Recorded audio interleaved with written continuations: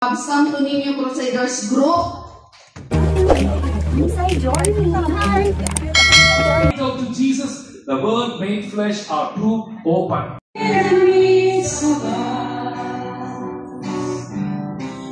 raise you up with our praise,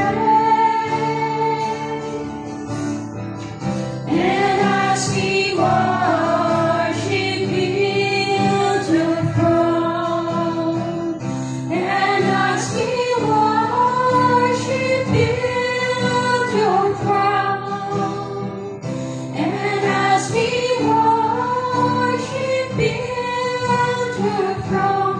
Come, Lord Jesus, and take your place.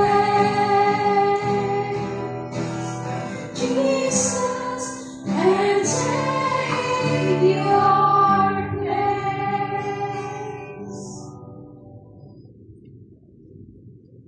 in your one purpose, to know Christ, the Word made flesh, the only hope for humanity, the resurrection and the life. Stir in us the holy fire for your gospel, that we may leave this place not just with the knowledge, but with the faith on fire, ready to shine your light. In the name of Jesus, our living hope and eternal life, we make this prayer through Christ our Lord. Amen. But this is not more than a quiz scores. First of all, falling in love with Scripture is very important. And not just studying, we have to fall in love. Not to fall in love with any priest, but fall in love with the Scripture. Not just studying. The second thing is that letting the Word dwell in us richly. It has to dwell. It's not just read, and buy that, no. It has to let the Word dwell in us richly. That's what the Colossians chapter 3 verse 16 says. Not just memorizing. Let the Word dwell in our hearts, in us richly. And the third thing is that living as a people of hope. It's not just we read, and it has let the Word get into our hearts, and we should be living as a people of hope. Because we are bearing the Word of God. So, to every participant here, do not let today be the end of your encounter with God's Word. Today it's over. After that, no more studying Bible, no more reading Bible. That should not have this one. Okay, do not let today the end of your encounter with the God's Word.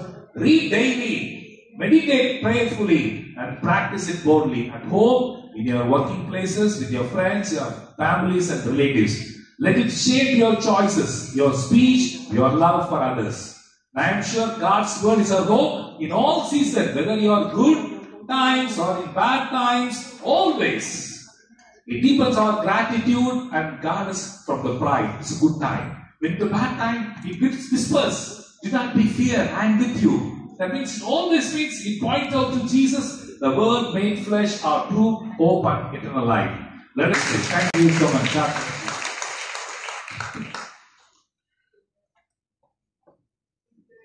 Thank you very much, Father. And now, we will going to introduce each and everyone. We are here with different kinds of responsibilities. So, here we are. Let's start with the group participants. So, this time we have 12 participants in this parish. So, we are asking for your cooperation, since we are only allowed to use 2 hours for the Bible encounter. So let's all make it for the best, for the glory of God. So let's start. Group 1, or we have the participants from the Lord's Flock community with their proctor, Sister Yvonne Kalipusan. Next, table number 2, we have Santo Niño Crusaders Group. Okay, with their proctor, Sister Mary Ann Jimenez. Paki-raise yung hands ninyo pag kayo ay kasi medyo malayo yung inaroroonan nyo. And then, table number 3, we have sons and daughters of the Divine Mercy. With the Proctor, Sister Nida Rabacan. Table number 4, we have Love of God Prayer Group. Okay, with the Proctor, Sister Charmaine Santiago. Table number 6, Sacred Heart of Jesus.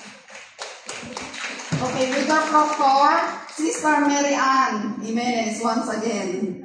And then, table number 6, Disciples for Christ. Okay, with the Proctor, Sister Nita Torres. And then, table number 7, Our Lady of the Sky Prestigium. With the Proctor, Sister Gina Payumo. Table number 8, Queen of Angels Prestigium. Okay, with the Proctor, Sister Minda Arellano. Table number 9, Holy Family Filipino Catholic Group. With the Proctor, Sister Maricris Nino. Table number 10, Christ Our Hope and Life. Okay, with our Proctor, Sister Minda Rebulio. Table number 11, Christ the King Group. With their Proctor, Sister Erlinda Bicudo. And table number 12, ang Diyos Gugma Catholic Community. With their Proctor, once again, Sister Maricris Nino. Okay? Dumako naman po tayo sa ating timer. We have Sister Annalyn Kita.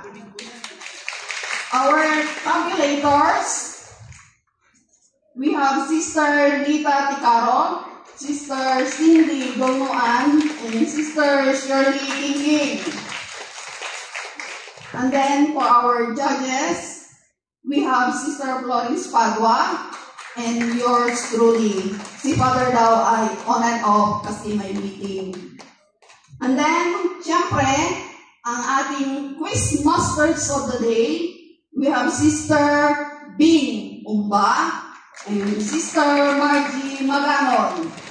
Okay, ang ating flower girl, ring bearer, school announcer, no? The flavor of all, Brother Lito Villalos. Okay, wala nang nalimutan. Siyempre, good luck, God bless. Hello, before we will give you the official rules and regulation of the event. So, since ito po ay hindi man natin matawag na quiz, but then, kumbaga, ang concentration natin is, kumbaga, nandun. So, please avoid paparazzi, roaming around. Lahat po ng personal na mga photographer po ninyo, pwede po silang magkuha ng pictures outside the ring, no? The wall. Wala pong pupunta dito, wala pong pupunta dyan na manguha, because we have our official photographer, sina Sister Arlene and Tinkerbell. And, syempre, over there, si Sister Waki. No?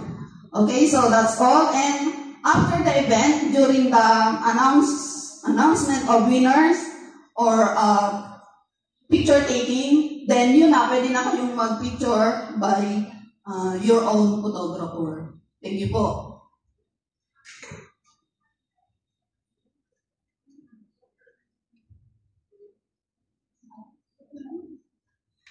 Okay, i-remind ko ang lahat ng participants para maging komportable po kayo.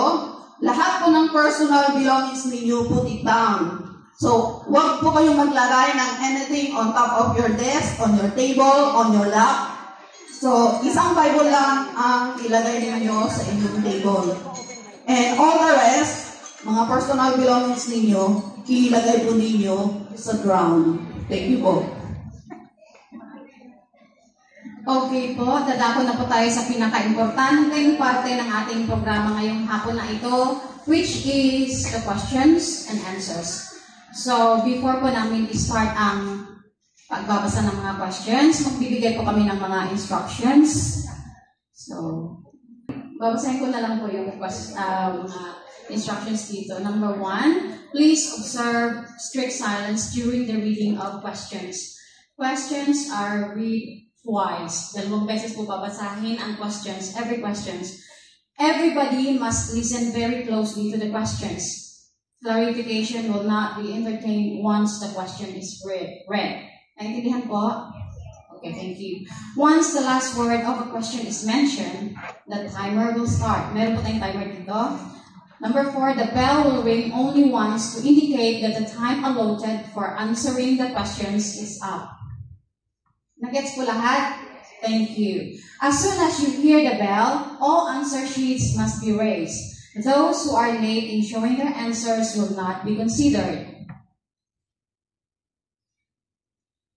Number 6 po, the correct answer will be then announced. To help the scores in tallying the correct answers, group that answered correctly are advised to keep their answer sheets aloft, while those with wrong answers must be put their answer sheets down. So, yung mga correct answers po, i-keep nyo po para meron po kayong mga references after. Those with correct questions will only be entertained before the tallying. Number 9, strictly no coaching by anyone. Anybody or any group caught coaching or giving answers to the example first.